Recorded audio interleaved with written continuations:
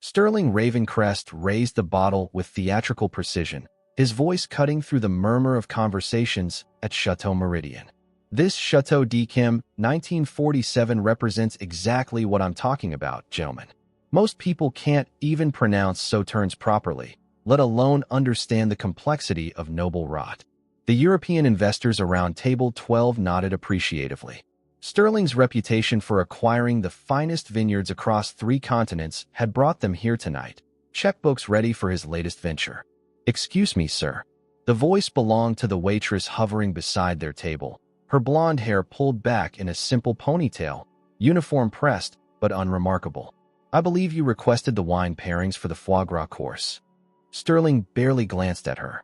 "Just bring whatever the sommelier suggests. I doubt you'd understand the nuances anyway." "Actually," she said, her accent carrying the faintest trace of something European. "The 1947 Yquem you're holding pairs beautifully with foie gras because of its botrytis-affected Semillon grapes. The noble rot creates those honeyed, apricot notes that complement the richness perfectly." The table fell silent. Sterling's jaw tightened as he finally looked at her properly. Green eyes met his with steady confidence, not the deference he expected from restaurant staff. "I'm sorry, what?" His voice carried the edge that made suppliers nervous and competitors retreat. "The wine, sir. Chateau d'Yquem is produced in the Sauternes appellation of Bordeaux. The 1947 vintage is particularly exceptional because post-war weather conditions created optimal botrytis development." One of the investors, Henri Dubois from Lyon, leaned forward with interest. "Mon Dieu, she knows her wines." Sterling's face flushed. "Miss, I don't know what game you're playing, but you're clearly out of your depth here. This bottle costs more than you probably make in 6 months." The waitress straightened slightly, something flickering in her expression. When she spoke again, her voice carried perfect Parisian inflection. "Monsieur, je pense que vous ne comprenez pas vraiment ce que vous tenez. Ce Chateau d'Yquem 1947 a été produit dans de conditions exceptionnelles, avec de rendements de seulement 4 hectolitres par hectare. La pourriture noble a consentir les sucres naturels à un niveau que peu de vignerons ont réussi à reproduire depuis. Voulez-vous que je vous explique pourquoi ce millésime est considéré comme l'un de plus grands de tous les temps?" The silence stretched until Henri burst into delighted laughter. "Magnifique. She just explained the terroir and production methods better than most sommeliers I know."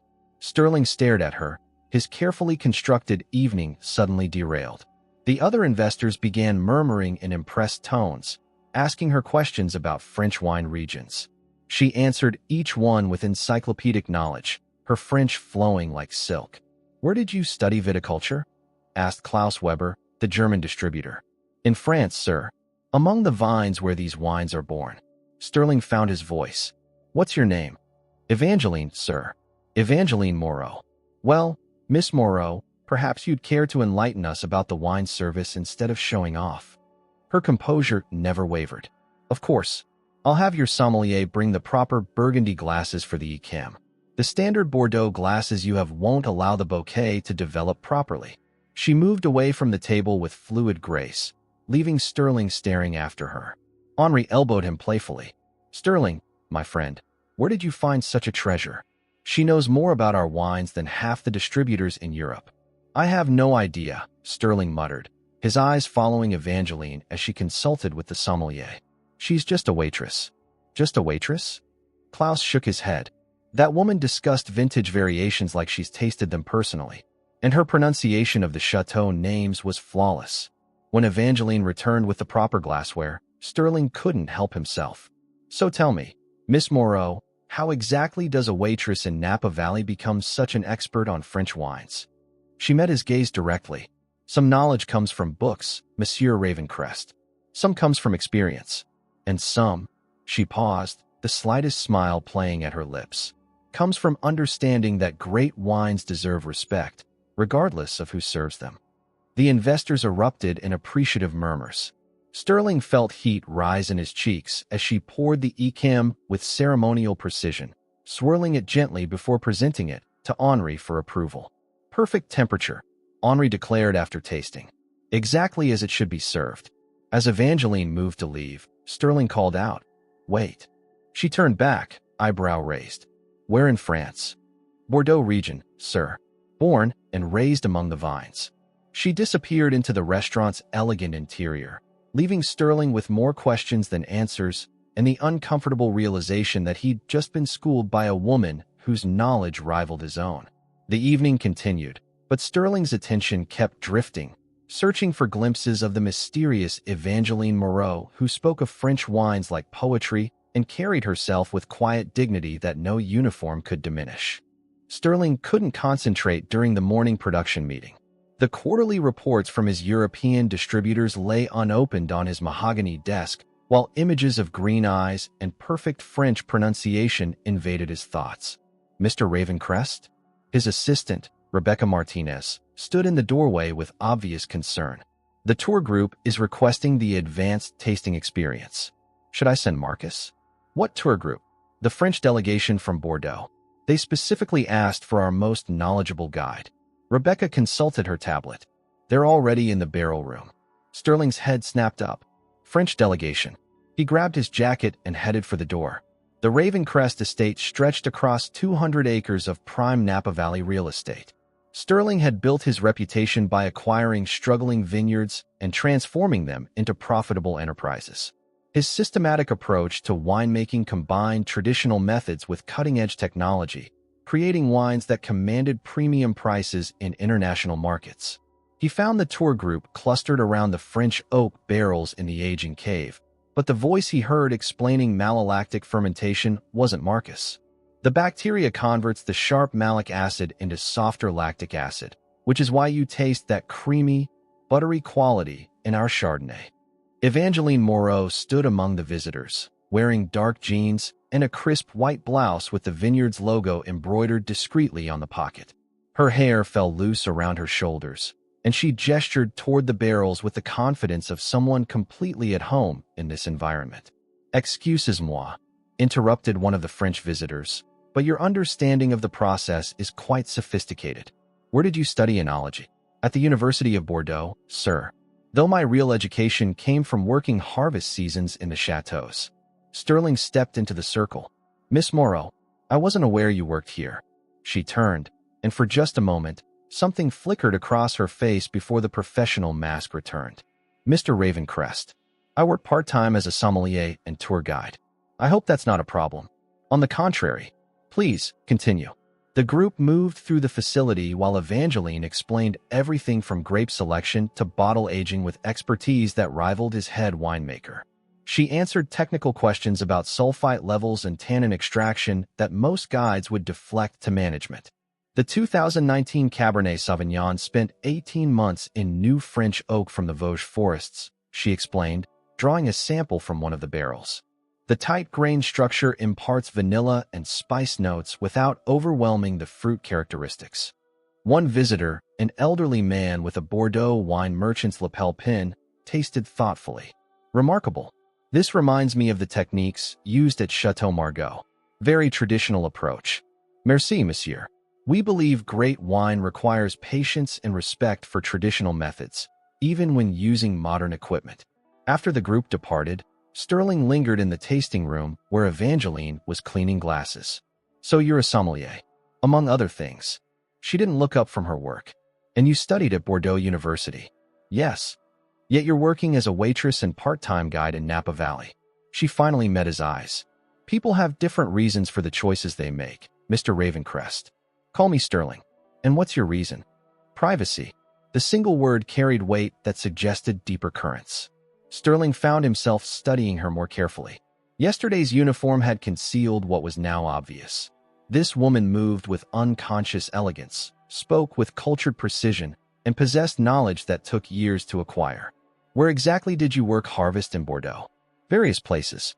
Small family operations mostly. Which ones? She resumed cleaning glasses. I prefer not to discuss my past employment. Why? Because some chapters of our lives are better left closed, don't you think? Before Sterling could respond, Rebecca appeared in the tasting room doorway. Mr. Ravencrest? There's an urgent call from your Paris distributor. Sterling reluctantly headed toward his office, but paused at the doorway. Evangeline? We're hosting a charity gala tomorrow night. Napa Valley Children's Foundation. I could use someone with your knowledge to help with wine selections. I work at the restaurant tomorrow evening. I'll speak with the manager. She looked up sharply. That's not necessary. Consider it a business decision. Good wine knowledge shouldn't be wasted on routine table service. Later that afternoon, Evangeline walked to her mailbox at the small cottage she rented on the outskirts of St. Helena. The property was modest but private, surrounded by olive trees that provided excellent cover from curious neighbors. Among the usual bills and advertisements was an envelope bearing French postage and her real name written in elegant script. Her hands trembled slightly as she opened it. The letter was brief and devastating. Evangeline, the situation has become critical. Dorian grows more unstable each day, and Papa's health is failing under the stress. The vineyard workers are asking questions about your absence. You have 1 month to return and fulfill your obligations, or I fear we will lose everything our family has built for generations. Please, ma sœur, come home before it's too late. Alexander. She sank onto her front steps, the letter trembling in her hands. 1 month. After 18 months of freedom, of anonymity, of building a simple life away from the suffocating expectations of her birthright, time was running out. A car door slammed in the distance, and she quickly folded the letter, slipping it into her pocket.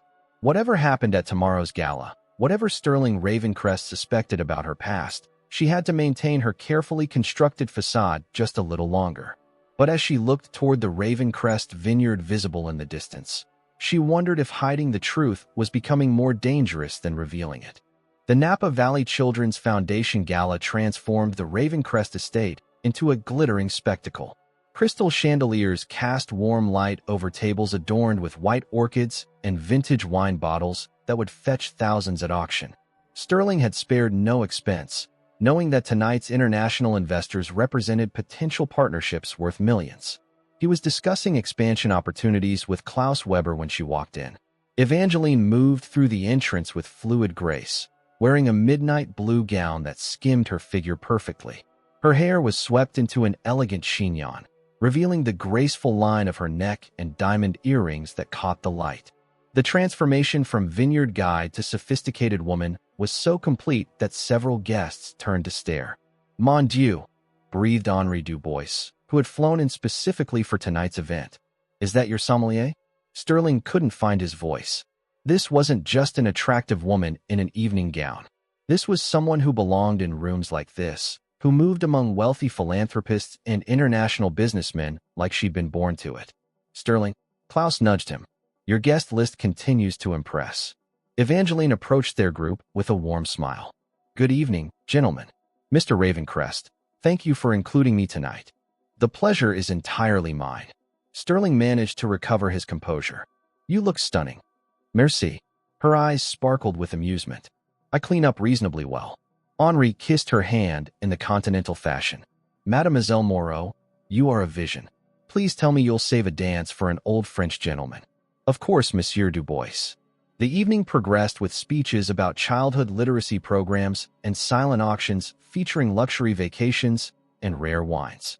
Evangeline mingled effortlessly, discussing viticulture with wine collectors and charming potential donors with stories about sustainable farming practices.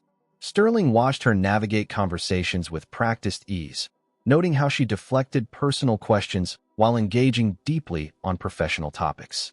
When Mrs. Patterson, the foundation president, asked about her background in wine education, Evangeline smoothly redirected to discussing the evening's charity mission. She's quite remarkable, observed Klaus during dinner. Has she considered working in wine distribution? My company is always seeking knowledgeable consultants for the European markets. European markets? Certainly. With her education and obvious connections to French wine regions, she'd be invaluable for our Bordeaux partnerships. Sterling's attention sharpened. What connections? Did you not hear her discussing the Médoc appellations with the Thompsons? She spoke about specific chateau practices like someone with insider knowledge. Very impressive for a tour guide. When the orchestra began playing, Sterling excused himself and approached Evangeline. I believe I promised you'd help with wine selections. Care to discuss them while we dance? She hesitated for just a moment. I'm not sure that's appropriate. It's a waltz, Evangeline. Perfectly respectable. He offered his arm, and after a brief internal struggle, she accepted. The moment his hand touched her waist, electricity seemed to arc between them. She fit against him perfectly, following his lead with natural rhythm that suggested extensive ballroom training. "You dance beautifully," he murmured as they moved across the polished floor. "Thank you. You're quite skilled yourself. So tell me about these European connections Klaus mentioned." Her step faltered slightly. "I don't understand." "He seems to think you have insider knowledge of French wine operations. Specific chateau practices. I studied there. I worked harvest seasons. You pick up information. What about your family? Are they in the wine business?" The color drained from her face so quickly that Sterling tightened his hold to steady her. "Evangeline, why are you asking these questions?" "Because I'm expanding operations into France next year. I'm partnering with several major distributors and looking at potential vineyard acquisitions. If you have connections that could facilitate introductions." She stopped dancing entirely. "What kind of acquisitions?" "Boutique operations mostly. Family vineyards that need capital investment to reach their potential. There are several interesting properties in the Médoc region that my French partners have identified." "Your French partners?" "Distributors, investment groups, legal firms. I've spent considerable time building relationships with key players in the Bordeaux wine trade." Sterling studied her pale expression. "What's wrong?" "Nothing. Excuse me. I need some air." She pulled away from him abruptly, leaving him standing alone on the dance floor as she hurried toward the terrace doors. Several guests stared curiously at the sudden departure. Henri appeared at Sterling's elbow. "Is Mademoiselle all right?" She looked quite upset. "I'm not sure. We were discussing French wine partnerships when she suddenly—" "Oh." Henri nodded knowingly. Perhaps she had unfortunate experiences with the business side of wine production. Not everyone in our industry operates with honor, you understand. Some families have suffered greatly from unscrupulous partnerships. Sterling looked toward the terrace where Evangeline had disappeared. "What kind of suffering?" "Hostile takeovers, forced sales, family vineyards lost to manipulation and debt. The wine business can be quite ruthless when money and tradition collide." "Have you heard of any Moreau family operations?" Henri frowned thoughtfully. Moreau is a common name, but there were rumors some years ago about a prominent family facing difficulties. I cannot recall the details, but perhaps it involved marriage arrangements and business pressures. Sterling excused himself and headed for the terrace. He found Evangeline standing at the stone balustrade, her hands gripping the railing tightly. The moonlight caught the tension in her shoulders. "Want to tell me what just happened in there?" She didn't turn around. "Your French business connections. Do they include investment firms that specialize in vineyard acquisitions?" "Among others." "What? And legal firms that handle forced sales?" Sterling moved to stand beside her. "Evangeline, what aren't you telling me?" She finally met his eyes, and he saw something that looked like fear. "Some partnerships destroy more than they create, Sterling. Some business relationships tear apart families and ruin lives. Is that what happened to your family?" "My family." She took a shaky breath. "My family taught me that sometimes the only way to survive is to disappear completely." Before he could respond, she stepped away from the railing. "Thank you for a lovely evening, but I should go. Don't leave like this. Some conversations are too dangerous to finish." She walked back through the terrace doors, leaving Sterling alone with moonlight and the growing certainty that Evangeline Moreau was running from something far more serious than he'd imagined. Sterling stared at his laptop screen at 3 in the morning, scrolling through French wine industry publications and searching for any mention of Moreau family vineyards. His obsession with Evangeline had transformed from romantic interest into something deeper and more unsettling. The way she'd fled last night, the fear in her eyes when he mentioned his French partnerships, it all pointed to secrets that professional curiosity couldn't ignore. He'd built his empire by understanding people, by knowing their motivations and vulnerabilities. Evangeline Moreau was an enigma that challenged everything he thought he knew about reading others. By sunrise, Sterling had made his decision. He picked up his phone and dialed a number he'd used only twice before, both times for international business complications that required discreet investigation. "Phoenix Aldridge Investigations." "Phoenix, it's Sterling Ravencrest. I need your services again." Phoenix Aldridge's reputation for handling sensitive international cases had earned him clients among Fortune 500 executives and European nobility. His background in corporate espionage and fluency in 7 languages made him invaluable for situations requiring both delicacy and thoroughness. What's the situation? I need a complete background investigation on someone. French national, currently in the United States. Name is Evangeline Moreau, approximately 28 years old. Claims to have studied at University of Bordeaux and worked harvest seasons in various chateaus. Time frame: 2 weeks maximum. In Phoenix, this is highly confidential. If she has connections to French wine families or business partnerships, I need to know everything. Understood. I'll start with French university records and work backward. My contacts in Bordeaux can access chateau employment records if needed. Sterling ended the call feeling both relief and guilt. Whatever Evangeline was hiding, he'd know soon enough. Meanwhile, across an ocean in Lyon, Alexander Moreau-Beaumont sat in his hotel suite reviewing intelligence that had taken him 6 months to gather. His sister's disappearance had devastated their father and left their family's 500-year-old vineyard vulnerable to Dorian Montclair's increasingly aggressive acquisition attempts. The breakthrough had come through an unexpected source: Sterling Ravencrest's European business network. Alexander's contacts in the Bordeaux wine trade had mentioned an American entrepreneur building partnerships for vineyard acquisitions. When Alexander learned that Ravencrest owned properties in Napa Valley and was actively recruiting knowledgeable wine professionals, he'd hired his own investigators. The photographs arrived via encrypted email. Evangeline working at Chateau Meridian Restaurant, conducting tours at Ravencrest Vineyards, attending the charity gala in an evening gown that cost more than most people's monthly salary. She looked happy, peaceful. Everything she hadn't been during those final months in France, when Dorian's manipulation had grown increasingly cruel and their father's health had deteriorated under the stress. Alexander booked a flight to San Francisco. 3 days later, Sterling was reviewing quarterly production reports when Rebecca announced an unexpected visitor. "Mr. Ravencrest? There's a gentleman here to see you. Alexander Moreau-Beaumont from Lyon, France. He says it's regarding your French business partnerships." Sterling's pulse quickened. "Moreau, send him in." The man who entered Sterling's office carried himself with aristocratic bearing that spoke of old money and older traditions. His handshake was firm, his English accented but precise. "Mr. Ravencrest, thank you for seeing me without an appointment. I believe we have mutual interests regarding French wine acquisitions. Please sit. How can I help you?" Alexander studied Sterling carefully before responding. "I understand you've been developing partnerships in the Bordeaux region. I represent certain family interests that might prove valuable to your expansion plans." "What kind of family interests?" "Vineyard holdings dating back 5 centuries. Premium appellations, established distribution networks, relationships with major European importers." Alexander paused. "I believe you know my sister."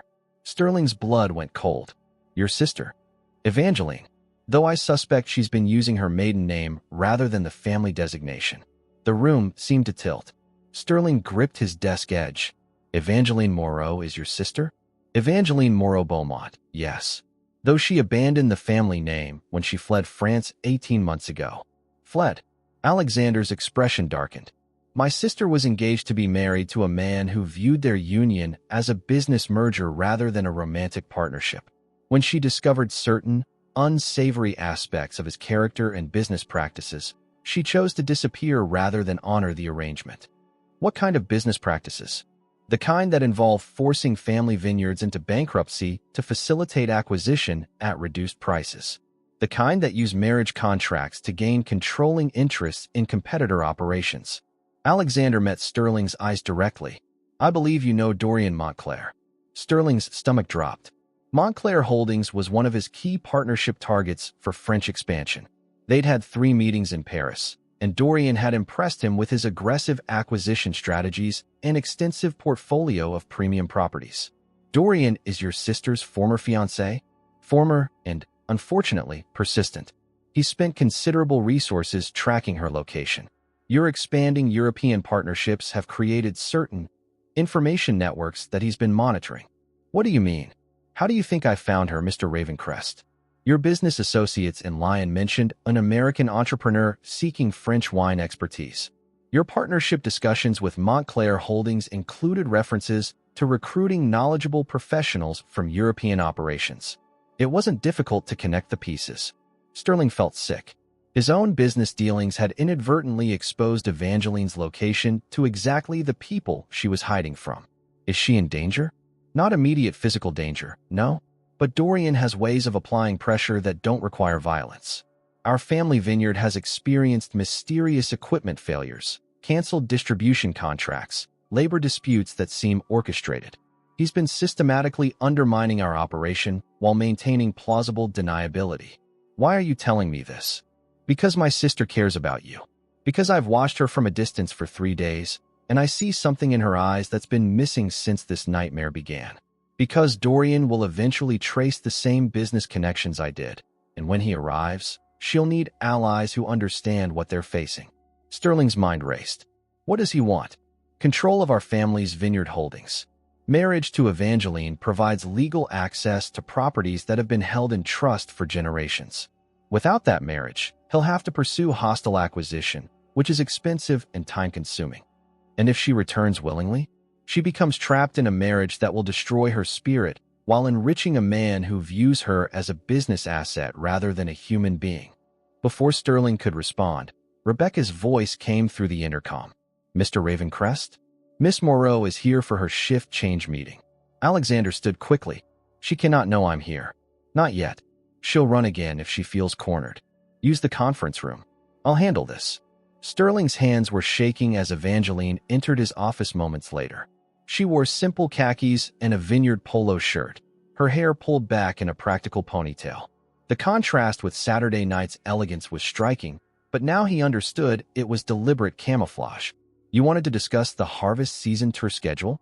Evangeline, we need to talk. Something in his tone made her stiffen. About what? About who you really are. About why you're hiding in Napa Valley. About the family you left behind in France. Her face went ashen. I don't know what you're talking about. Your brother is here. She stumbled backward as if he'd struck her. That's impossible. Alexander Moreau-Beaumont is in my conference room right now, explaining how my European business partnerships led him straight to you. No. Her voice was barely a whisper. He promised he wouldn't follow me. He's worried about you. About your family's vineyard. About someone named Dorian Montclair. At Dorian's name, she collapsed into the chair facing Sterling's desk. How could you do this to me? I didn't do anything. I hired an investigator because I was falling in love with a woman who wouldn't tell me her real name. She looked up sharply. You hired an investigator? I needed to know who you were.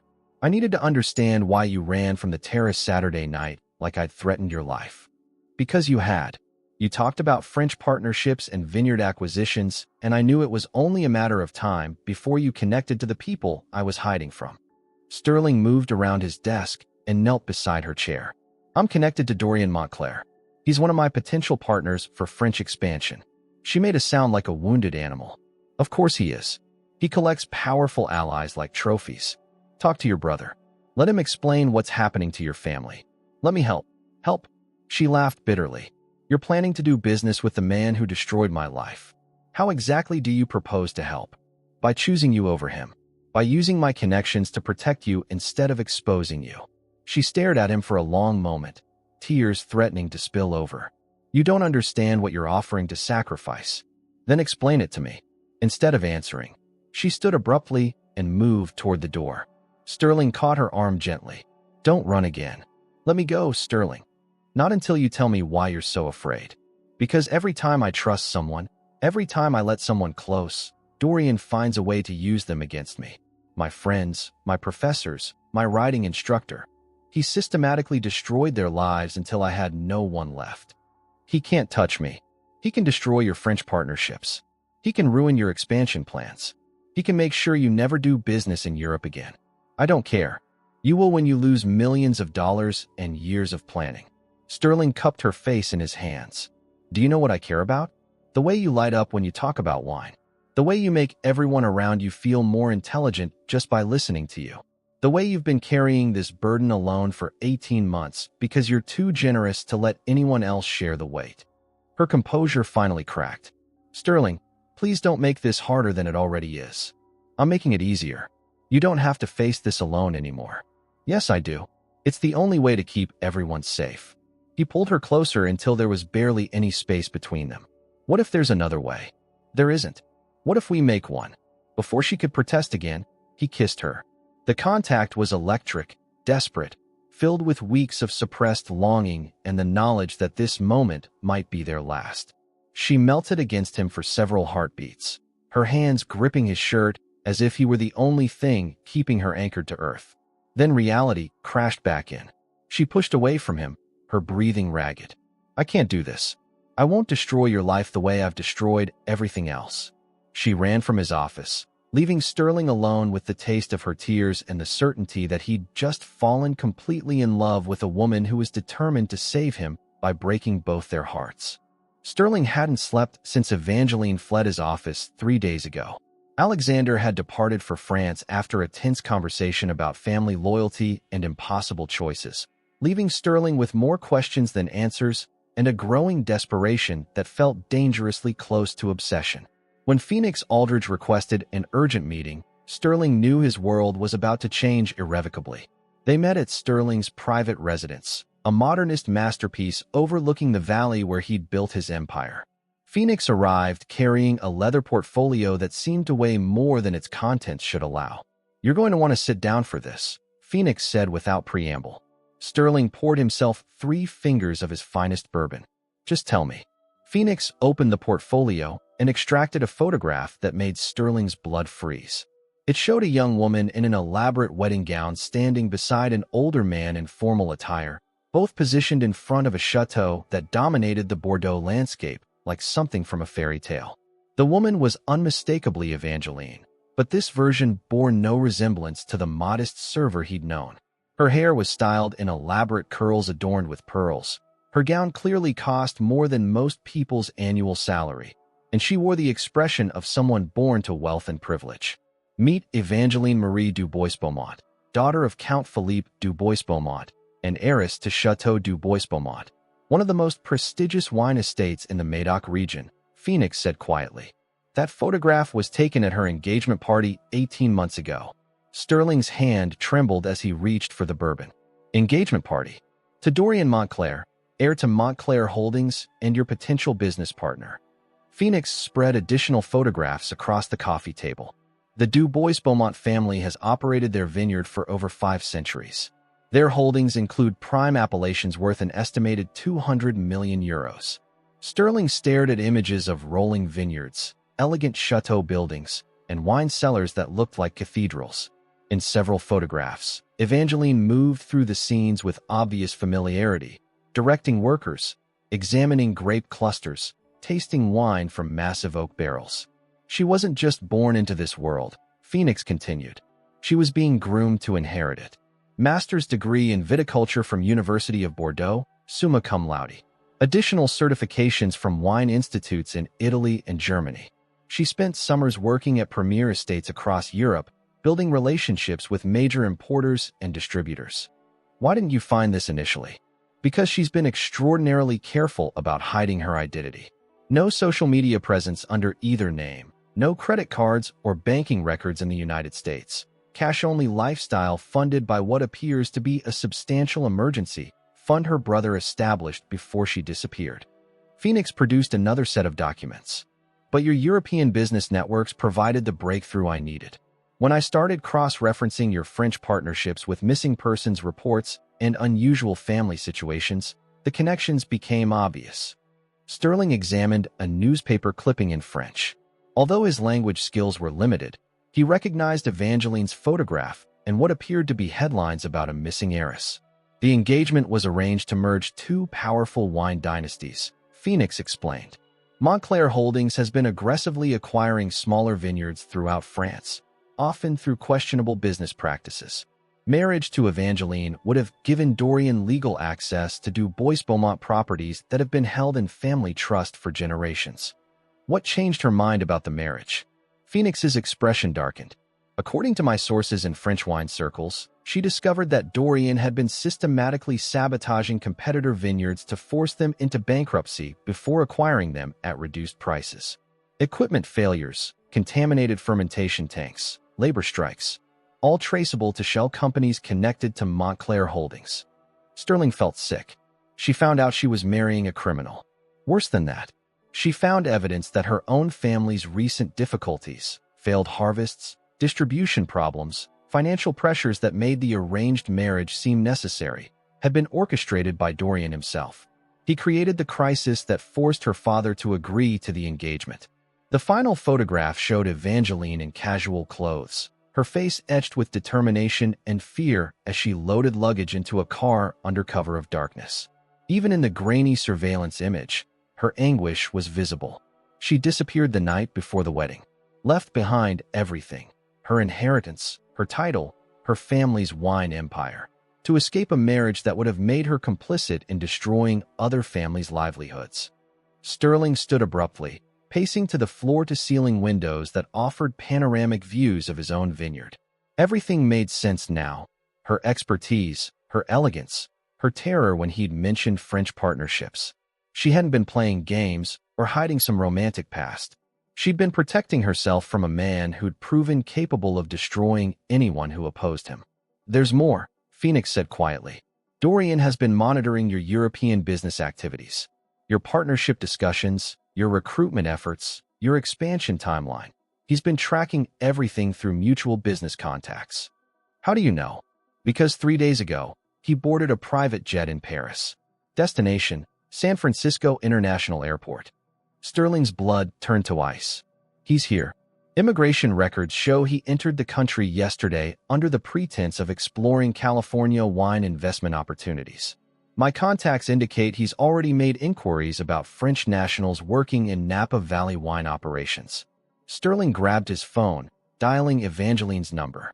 It went straight to voicemail. He tried the restaurant. "She called in sick today," the manager informed him. "Said she had a family emergency." Fear and fury warred in Sterling's chest. After everything Phoenix had revealed, the idea that Evangeline might be facing this nightmare alone was unbearable. But beneath those emotions lurked something darker: the bitter realization that the woman he'd fallen in love with had been living a complete lie. Not just her background or her circumstances, but her very identity. The modest waitress, the knowledgeable tour guide, the woman who claimed to prefer privacy. All carefully constructed deceptions.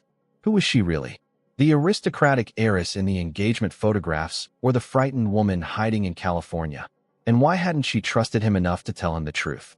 By evening, Sterling's conflicted emotions had crystallized into anger. He'd spent the day reviewing his potential partnership with Montclair Holdings, recognizing how Dorian had maneuvered him into position as an unwitting accomplice in tracking Evangeline. Every business dinner, every strategic conversation, every mention of recruiting French wine expertise had been feeding information to a man who was systematically hunting the woman Sterling loved. He'd been played by both sides, manipulated by Dorian's calculated friendship and deceived by Evangeline's elaborate charade. When he finally found her at Chateau Meridian, she was working the dinner service as if nothing had changed. She moved between tables with practiced efficiency, her professional mask firmly in place, giving no indication that she was anything other than an experienced server. Sterling waited until she approached a table of his European business associates, men who were in Napa Valley specifically to finalize partnership agreements that included connections to Montclair Holdings. "Evangeline," he called out, his voice carrying across the dining room with deadly calm. She turned, and he saw the exact moment recognition and terror flooded her features. But she maintained her composure, approaching his table with cautious professionalism. "Good evening, Mr. Ravencrest. How may I help you?" "I think the question is how I can help you, Miss Du Bois-Beaumont." The color drained from her face so completely that several nearby diners turned to stare. She gripped her serving tray as if it were the only thing keeping her upright. "I'm sorry, I don't understand." "Don't you?" Sterling stood, his anger finally breaking free. "Because I've spent the last week trying to understand how a simple waitress knows more about French wine production than most master sommeliers. How a part-time tour guide can discuss Chateau's business practices like she's personally familiar with the operations. How a woman claiming to value privacy moves through charity galas like she was born to high society." The restaurant had gone silent, every conversation halted by the tension radiating from their confrontation. Evangeline's eyes darted desperately around the room, seeking escape routes that didn't exist. "Sterling, please." "Please what?" Please don't expose the fact that you're the missing heiress of a 200 million euro wine empire. Please don't mention that you've been lying to me about everything from your name to your background to your reasons for being in California. You don't understand. I understand perfectly. His voice rose, carrying his pain and betrayal to every corner of the restaurant. I understand that I've been falling in love with a woman who doesn't actually exist. I understand that every conversation we've had has been built on deception. I understand that while I was worried about protecting you from some mysterious past, you were laughing at the stupid American who didn't recognize European nobility when it was serving him wine. Tears began streaming down Evangeline's face, but Sterling was too hurt to care. Months of confusion and concern had crystallized into this moment of devastating clarity. Do you know what the worst part is? He continued relentlessly. I would have helped you. If you trusted me enough to tell me the truth, I would have moved heaven and earth to protect you from whatever you were running from. But instead, you chose to treat me like a mark in some elaborate con game. That's not true, she whispered, her voice breaking. Isn't it? Then tell me, Countess, what exactly is true about anything you've told me? The title hit her like a physical blow. She set down her serving tray with shaking hands and straightened her shoulders. And for the first time since he'd known her, Sterling saw a glimpse of the aristocratic bearing she'd been hiding. You want the truth? Her voice carried a different quality now, stronger, more refined, touched with the authority of someone accustomed to command. The truth is that I fled France the night before my wedding because I discovered my fiancé had been systematically destroying other families' vineyards to force them into bankruptcy. The truth is that the marriage my father arranged to save our estate was actually designed to give a sociopath legal access to 5 centuries of family heritage. The restaurant remained frozen as she continued, her composure cracking with each word. The truth is that Dorian Montclair spent 2 years orchestrating our family's financial difficulties so that marriage to him would seem like salvation instead of surrender. The truth is that he threatened to destroy not just our vineyard, but every person I cared about if I didn't honor the engagement contract. Her voice rose, matching Sterling's earlier volume. The truth is that I gave up everything, my inheritance, my title, my family, my home, to prevent a man who views human beings as business assets from gaining control of properties that could house hundreds of families and employ thousands of workers. The truth is that I've spent 18 months living in constant fear that someone would recognize me and expose my location to a man who has unlimited resources and absolutely no conscience. She took a shuddering breath, tears flowing freely now. And the truth is that for the first time since I fled France, I found someone who made me forget to be afraid. Someone who made me believe that maybe, just maybe, I could build a life worth living instead of just surviving. Someone I trusted enough to let myself fall in love with, even though I knew it meant risking both our hearts. The silence stretched unbearably. Sterling stared at her, seeing for the first time the full weight of sacrifice and terror she'd been carrying alone. But his anger was too fresh, his sense of betrayal too raw. If any of that is true, he said quietly, then why didn't you trust me enough to tell me before now? Because every person I've ever trusted has been destroyed by association with me. Because Dorian has unlimited resources for tracking people down and unlimited creativity for punishing those who help me. Because I knew that if you understood what you were risking by caring about me, you'd make the same choice my family made. You'd decide the cost was too high. That should have been my decision to make. And this is mine. She straightened further, and Sterling caught a glimpse of the woman who would have inherited a wine empire. Dorian arrived in California yesterday. By tomorrow, he'll know exactly where I am and exactly who you are. By next week, he'll have destroyed your European partnerships and made sure you never do business in France again. Sterling's world tilted. How do you know he's here? Because Alexander called me an hour ago. Because Dorian's investigator contacted the restaurant manager asking about French employees. Because I've been living this nightmare long enough to recognize the signs. She picked up her serving tray, her movements carrying a dignity that no uniform could diminish. I'm leaving tonight. I'll disappear again, and eventually he'll lose interest. Your business will be safe, and you can go back to building your empire without worrying about collateral damage from someone else's war. Evangeline. My name is Evangeline Marie du Bois-Beaumont, Countess of Médoc, heir to Chateau du Bois-Beaumont. and the biggest mistake you ever made was getting involved with me." She walked away from him with regal bearing, leaving Sterling standing alone in a silent restaurant full of witnesses to the destruction of everything he thought he'd known about love, trust, and the woman who'd stolen his heart with lies that were somehow more honest than any truth he'd ever been told. Sterling spent the night pacing his estate, replaying every moment of the previous evening's confrontation. The raw pain in Evangeline's voice when she'd revealed her true identity, the way she'd carried herself with aristocratic dignity even while serving tables. It painted a picture of sacrifice that made his accusations feel petty and cruel. But beneath his growing guilt lay the persistent ache of betrayal. She'd made choices for both of them without his consent, had decided he couldn't handle the truth of who she was. The woman he'd fallen in love with had been carefully constructed fiction, and he couldn't reconcile his feelings for that creation with the reality of an heiress fleeing an arranged marriage. At dawn, he was reviewing French partnership contracts when Rebecca called his direct line. "Mr. Ravencrest? There's a gentleman here to see you. Dorian Montclair from Montclair Holdings.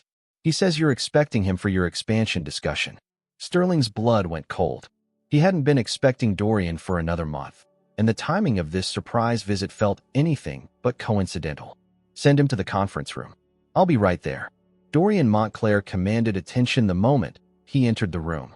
Tall and impeccably dressed in a bespoke suit that probably cost more than most people's cars, he possessed the kind of old-world sophistication that opened doors across Europe.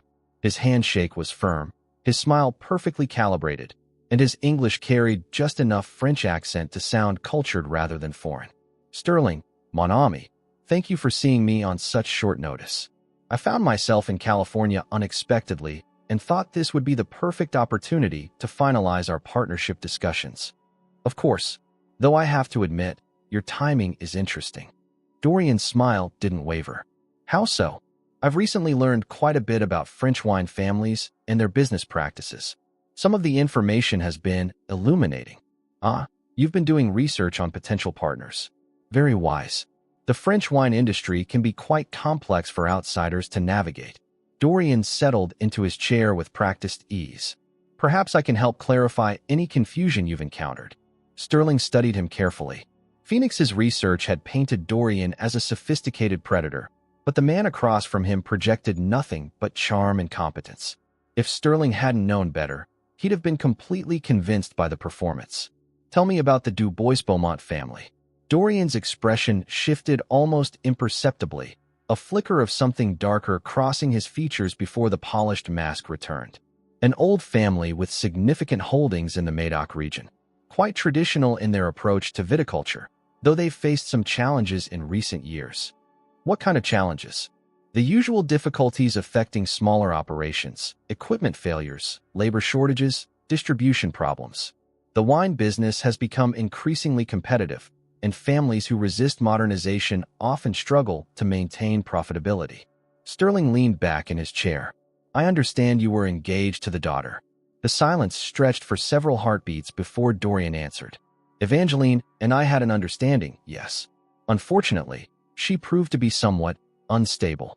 She disappeared before our wedding, abandoning not only our engagement, but her responsibilities to her family's legacy." "Unstable how?" "Romantic delusions about escaping family obligations, unrealistic expectations about maintaining aristocratic lifestyles without the business partnerships necessary to sustain them." Dorian's tone carried practiced sadness. "I was quite fond of her, but she clearly needed time to mature and understand the realities of managing substantial business interests." Sterling wanted to reach across the table and strangle him. The casual dismissal of Evangeline's legitimate fears, the way he made her escape sound like teenage rebellion rather than self-preservation. It revealed exactly the kind of manipulative mindset that had driven her to flee. "And now I'm focused on building partnerships with serious businessmen who understand that success requires difficult decisions and strategic alliances." Dorian leaned forward slightly. "Which brings me to why I'm here, Sterling.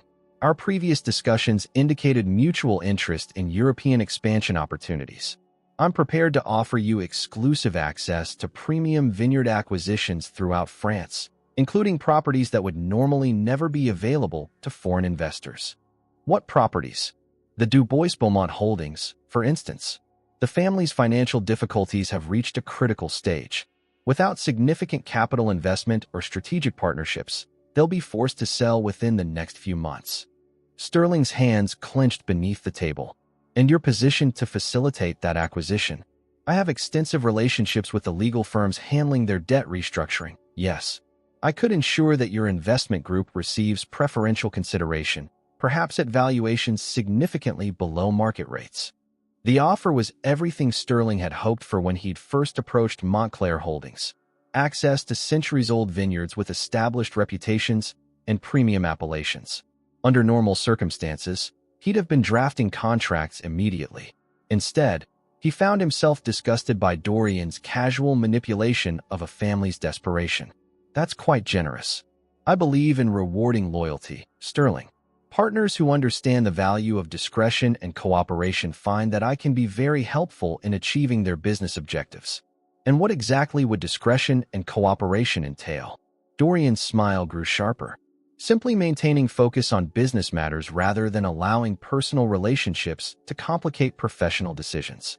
I understand you've become acquainted with certain French nationals currently working in the Napa Valley wine industry. Sterling's pulse spiked. I employ several people with European wine experience. Of course, though I'm specifically interested in one individual who may have misrepresented her background and qualifications. Someone who might have led you to believe she was simply an experienced server or tour guide when her actual circumstances are far more complex. The predatory gleam in Dorian's eyes made Sterling's skin crawl. This wasn't a business negotiation. It was a trap that had been months in the making. What are you suggesting? I'm suggesting that Evangeline Moreau, or whatever name she's been using, is actually my former fiancé who fled France under circumstances that were quite embarrassing for both our families. Her presence here has created certain complications that affect my ability to finalize business arrangements with mutual partners. Dorian produced his phone and showed Sterling several photographs. Evangeline working at the restaurant, conducting vineyard tours, attending the charity gala. The images had clearly been taken by a professional surveillance team. I'm not making accusations, you understand. I'm simply clarifying circumstances that may have been misrepresented. Evangeline has a tendency toward dramatic gestures and emotional decisions that can create unnecessary complications for everyone involved. Sterling forced his expression to remain neutral. What do you want? Her return to France so that we can resolve our personal matters privately and proceed with business arrangements that will benefit everyone, including you. The Du Bois-Beaumont acquisition becomes much simpler when family disputes aren't clouding legal proceedings. And if I'm not interested in facilitating that return? Dorian's smile never wavered, but his voice carried an edge that made Sterling think of predators discussing their prey. Then I'm afraid your European expansion plans will encounter unexpected obstacles. Distribution contracts that seemed finalized will develop complications. Legal partnerships will discover regulatory concerns. Investment opportunities will find their way to competitors who demonstrate better understanding of French business etiquette. The threat was delivered with such polite sophistication that it almost sounded like helpful advice. Almost. You're threatening my business relationships. I'm explaining how French business culture values reliability and trust. Partners who demonstrate questionable judgment in their personal associations sometimes find that professional opportunities become limited. Sterling stood abruptly. I think this meeting is over. Of course, I'm staying at the Auberge du Soleil for the next few days while I explore California wine investment opportunities. Please feel free to contact me when you've had time to consider how we might proceed. Dorian handed Sterling an elegant business card. Oh, and Sterling, you might want to discuss these circumstances with Evangeline soon. I understand her father's health has been declining, and family responsibilities have a way of becoming urgent when they've been delayed too long. The casual mention of her father's health felt like a physical blow. Sterling realized that Dorian wasn't just threatening business partnerships. He was threatening the life of Evangeline's family. After Dorian left, Sterling sat alone in his conference room, staring at the business card and feeling like he'd just been professionally mugged. Everything about the conversation had been carefully orchestrated to box him into an impossible position. Help Dorian reclaim Evangeline, or watch his European expansion plans crumble while her family suffered the consequences of her continued absence. The worst part was recognizing how thoroughly he'd been manipulated from the beginning. His recruitment efforts, his partnership discussions, his casual mentions of hiring French wine expertise, all of it had been feeding information to a man who viewed human beings as chess pieces in an elaborate game. Sterling's phone buzzed with a text from an unknown number. Ravencrest Estate, Sunset, Rose Garden. Come alone. Evangeline waited for him beside the antique stone fountain that anchored his rose garden, wearing jeans and a simple white blouse that somehow made her look more elegant than the evening gown she'd worn to the charity gala. Her hair hung loose around her shoulders, and she held herself with the kind of composed dignity that spoke of aristocratic breeding. But her eyes betrayed everything: fear, exhaustion, and a bone-deep sadness that made Sterling's earlier anger feel petty and selfish. "He found you," Sterling said without preamble. "He found both of us. He's very good at making people feel like they have choices when they actually have none. Why are you here instead of running?" She smiled sadly. "Because I'm tired of running. Because 18 months of hiding has taught me that some problems follow you no matter how far you go. Because my father is dying, and I can't protect my family from a distance anymore." Sterling moved closer, noting the exhaustion etched in her features. "Dorian mentioned your father's health. Papa had a heart attack 3 months ago. The stress of losing the vineyard, of not knowing if I'm alive or dead, of watching our family's legacy crumble, it's killing him literally and figuratively." She took a shaky breath. "Alexander says he's been asking for me. So you're going back." "I don't have a choice." Dorian made that very clear when he called this afternoon. Sterling's blood went cold. "He called you." "Lovely conversation. He explained how my continued absence was creating unnecessary complications for his business relationships. How certain American partners were being affected by their association with fugitive French nationals. How much he'd hate to see promising entrepreneurs suffer because they'd been deceived about the true nature of their employees." Her voice carried bitter exhaustion. "He was very specific about the consequences you'd face if I don't return to France voluntarily. Canceled contracts, regulatory investigations, professional reputation destruction. He has quite an extensive toolkit for punishing people who displease him." Sterling wanted to tell her that he didn't care about business consequences, that his feelings for her were worth more than any European partnership. But the words stuck in his throat, tangled up with hurt and confusion, and the growing realization that she'd been protecting him from exactly this scenario all along. "What did you tell him?" "That I needed 24 hours to make arrangements." She met his eyes directly. "I'm leaving tomorrow night." "To marry him?" "To save my father's life and preserve what's left of my family's heritage. To prevent Dorian from destroying your business because you had the misfortune of caring about someone he considers his property." The casual way she described herself as Dorian's property made Sterling want to commit violence. "There has to be another way." "There isn't. I've had 18 months to think about alternatives, and they all end with more people getting hurt." She moved closer to the fountain, trailing her fingers in the water. "Dorian doesn't just threaten. He follows through. When I first tried to break our engagement, he orchestrated equipment failures at 3 different vineyards whose owners had employed my friends. When I refused to see him for 2 weeks, mysterious labor disputes shut down harvest operations at estates belonging to my professors' families." Sterling felt sick. "He destroyed innocent people's livelihoods to control you. And he'll do the same to you, to your employees, to anyone who gets between him and what he wants. I won't have that on my conscience." "What about what I want?" She turned to face him fully, and Sterling saw tears threatening to spill over. "What you want doesn't matter when the cost is too high, doesn't it?" He moved closer, close enough to see the golden flecks in her green eyes. "Because what I want is to spend the rest of my life with a woman who's brave enough to sacrifice everything to protect the people she loves. What I want is to build something real with someone who understands that some things are worth fighting for instead of running from." "Sterling, what I want is to marry Evangeline Marie du Bois-Beaumont. Not because it's convenient or profitable or strategically advantageous, but because I'm completely, irrevocably in love with her." The tears finally spilled over. "You can't love me. You don't even know who I really am. I know that you gave up a fortune to protect people you'd never met. I know that you've been carrying impossible burdens alone because you're too generous to let anyone else share the weight. I know that you make me want to be a better man than I thought possible. He cupped her face in his hands, brushing away tears with his thumbs. I know that every moment I've spent with you has been more real than anything else in my life, regardless of what name you were using or what background you claimed.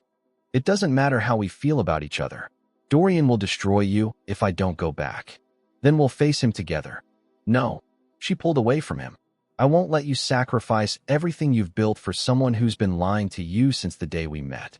You weren't lying about the things that matter. I lied about everything. Did you lie about the way you feel when I touch you? Did you lie about caring whether I got hurt? Did you lie about falling in love with me? The question hung between them like a challenge. Evangeline stared at him for a long moment, her composure finally cracking completely. No, she whispered. I didn't lie about that. Then fight for it. Fight for us. I can't. I'm not brave enough to risk your future on the chance that we might find a way to beat someone who's never lost before. Sterling pulled her into his arms, holding her tightly as she finally broke down completely. You're the bravest person I've ever met. I'm terrified, she sobbed against his chest. I'm terrified of going back to France and becoming someone I hate.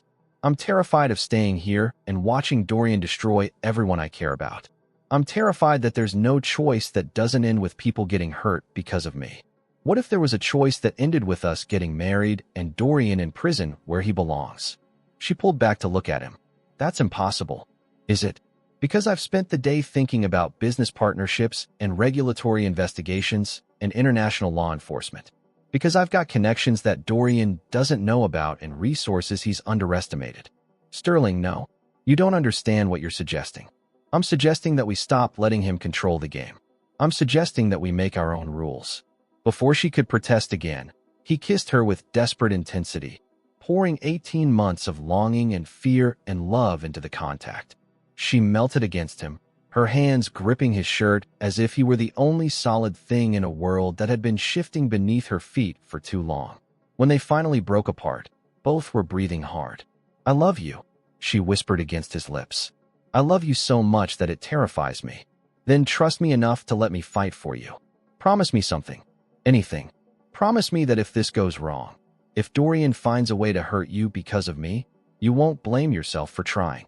Sterling kissed her forehead gently.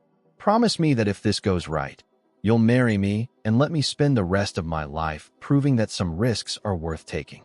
She managed a trembling smile. That's not how promises work. It is when you're negotiating with someone who's already decided that losing you isn't an option.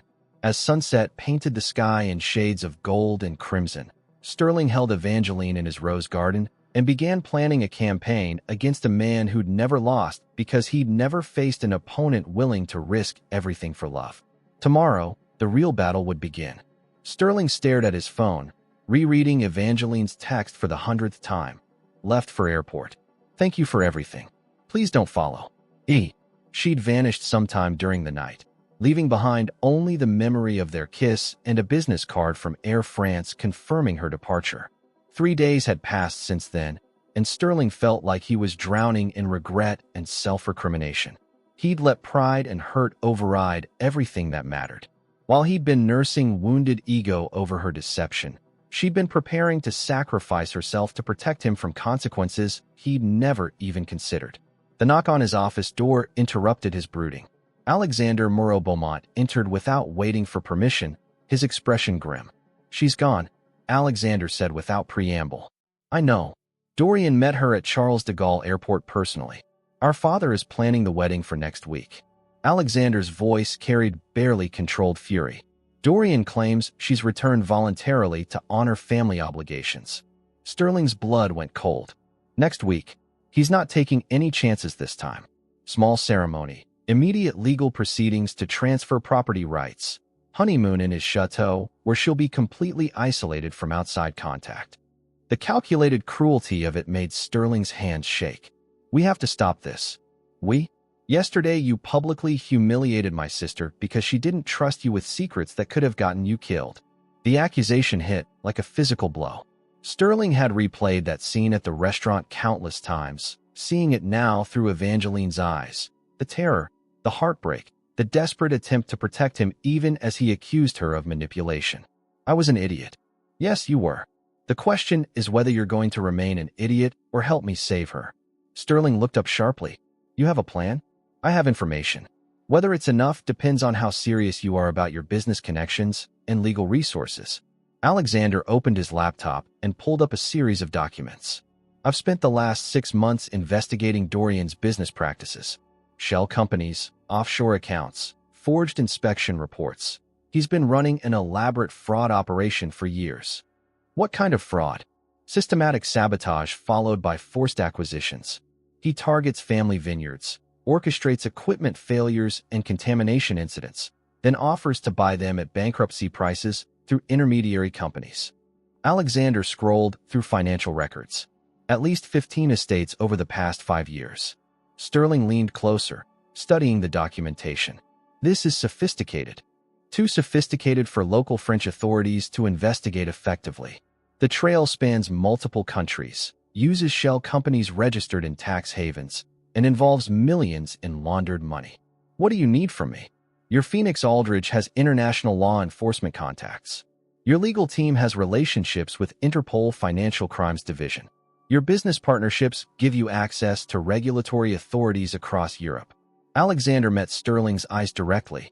I need resources that can move faster than French bureaucracy. Sterling was already reaching for his phone.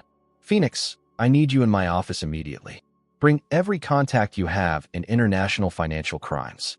20 minutes later, Phoenix spread Alexander's evidence across Sterling's conference table while maintaining a secure video call with contacts in London, Geneva, and Paris. This is actionable, declared Sarah Chun, the Interpol financial crimes specialist appearing on screen. We've been tracking similar patterns across Europe, but lack the connecting evidence. These documents provide the missing links. Phoenix studied bank transfer records on his tablet. The timing is perfect. If we can prove fraud and money laundering before the wedding, French authorities will freeze all assets pending investigation. No assets means no legal standing to claim marriage-based property transfers. How long do we need? Sterling asked. 72 hours minimum for international warrants, Sarah replied. But we'll need cooperation from your French banking contacts to freeze accounts immediately. Sterling thought of his European partnerships, the relationships he'd built over years of careful negotiation. I can make that happen. Alexander pulled up another file. There's more. Dorian's been bribing agricultural inspectors to falsify contamination reports. I have recorded conversations with 2 inspectors willing to testify in exchange for immunity. Recorded how? Phoenix asked suspiciously. My sister wasn't the only one preparing for eventual confrontation. I've been gathering evidence since her engagement was announced. For the next 6 hours, Sterling's office transformed into a command center. His legal team worked with Interpol to prepare warrant applications. His banking contacts in Paris and Geneva agreed to flag suspicious transactions. Phoenix coordinated with law enforcement agencies across 3 countries. Sterling used every relationship he'd built, called in favors from business partners, and leveraged his reputation to open doors that would normally take months to unlock. The account freezes are in place, announced his head counsel. Montclair Holdings' primary accounts in France and Switzerland have been flagged for investigation. Inspection warrants approved, Sarah confirmed from London. French authorities will raid Dorian's offices tomorrow morning. Alexander looked up from his phone. Wedding delayed. Dorian's lawyers are claiming procedural complications with the property transfer documents. Sterling felt the first spark of hope in days. He knows something's wrong. He knows his financial empire is crumbling, Phoenix said grimly. Question is whether he'll try to accelerate the marriage or cut his losses. He'll accelerate, Alexander said with certainty. My sister represents his only legitimate path to the Du Bois-Beaumont properties. Without those holdings, his entire acquisition strategy collapses. Sterling's phone buzzed with an encrypted message from his Paris banking contact. Emergency withdrawal attempts blocked. Subject attempting to liquidate all accessible accounts. Recommend immediate action. He's running, Sterling announced. This is our chance. Alexander was already dialing. Evangeline, listen carefully. Dorian is about to be arrested for international fraud. Don't sign anything, don't go anywhere with him, and get to the American embassy immediately. Sterling grabbed the phone. Evangeline, I'm coming to get you. Hold on. Her voice was barely a whisper. Sterling? Is this real? As real as the fact that I love you, and I'm not letting anyone take you away from me again. By evening, Sterling was boarding his private jet to Paris, carrying evidence that would destroy Dorian Montclair and free the woman he loved from a nightmare that had lasted far too long. Sterling's jet touched down at Charles de Gaulle Airport as dawn broke over Paris. His phone buzzed with updates from Phoenix. Dorian arrested at Chateau Montclair. Financial fraud charges filed. Asset freezes holding. The American embassy was a fortress of marble and security, but Sterling's diplomatic contacts expedited his passage through layers of bureaucracy. He found Evangeline in a secure conference room, pale but unharmed, wearing a simple black dress that made her look fragile and regal simultaneously. When she saw him, she stood so quickly that her chair toppled backward. "You came. Did you think I wouldn't?" She ran across the room and into his arms, and Sterling felt something fundamental settle back into place. She fit against him perfectly, her face buried against his chest, as if she were trying to disappear into his embrace. "I was so scared," she whispered. When Dorian realized what was happening, when his lawyers told him about the account freezes, he became someone I didn't recognize. He was talking about moving the wedding to his private estate, about making sure I could never disappear again. Sterling tightened his arms around her. "He can't touch you now. The evidence Alexander gathered will keep him in prison for decades. My father, Alexander, says he's recovering. Knowing you're safe and that the vineyard is secure has worked better than any medicine." She pulled back to look at him, tears streaming down her face. "How did you do it? How did you move so fast?" "I used every connection I'd built, called in every favor I'd earned, and leveraged every relationship I'd cultivated over 10 years of international business." He cupped her face gently. "Turns out all those European partnerships were good for something after all. Sterling, I'm so sorry. For lying to you, for not trusting you, for putting you in an impossible position. You were protecting me the only way you knew how. I should have trusted that your reasons were good instead of letting pride cloud my judgment." She smiled through her tears. "We're both terrible at this communication thing. Then we'll have to practice. For the rest of our lives." "Is that a proposal?" "That's a promise. The proposal comes later, when I can do it properly." 6 weeks later, Sterling stood at the altar in a chapel overlooking the restored Chateau du Bois-Beaumont vineyards. The ceremony was intimate. Family, close friends, and a few business associates who had become genuine friends during the crisis that brought them all together. Evangeline walked down the aisle accompanied by her father, whose health had improved dramatically once Dorian's threat was eliminated and the family's financial future secured. She wore her grandmother's wedding dress, altered to fit her perfectly, carrying a bouquet of white roses from Sterling's Napa Valley garden.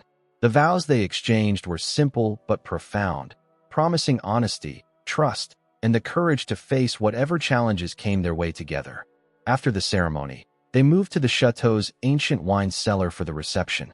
Alexander had opened bottles from the family's most treasured vintages, wines that had been aging since before Sterling was born. As the evening progressed and guests mingled among oak barrels that had witnessed 5 centuries of celebrations, Sterling found himself standing with Evangeline before a particular bottle that Alexander had selected for their toast. "Chateau d'Yquem, 1947, Alexander announced to the gathered crowd. "The same vintage that brought you together, though under rather different circumstances." Sterling looked at the bottle, remembering that first evening when Evangeline had schooled him in pronunciation and wine knowledge while wearing a waitress uniform. Now she stood beside him in grandmother's lace and family diamonds, but her eyes held the same intelligence and quiet strength that had first captivated him. "Would you like to do the honors?" Alexander asked, offering Sterling the bottle. Sterling shook his head. "I think my wife should have that privilege." Evangeline smiled and accepted the bottle, handling it with reverent care. "This particular vintage represents more than just exceptional wine," she told their guests. "It represents the idea that some things are worth waiting for, worth fighting for, worth risking everything to preserve." She poured the golden liquid into crystal glasses, the honey-colored wine catching candlelight from the ancient chandeliers. When she handed Sterling his glass, their fingers touched briefly, a private moment of connection in the midst of celebration. Sterling raised his glass to the assembled crowd. "To new partnerships, restored families, and the woman who taught me that some risks are worth taking. And to the man who proved that some people are worth trusting with impossible secrets," Evangeline added, her eyes never leaving his face. They drank together, the wine tasting of apricots and honey and promises kept. As conversations resumed around them, Sterling leaned close to Evangeline's ear.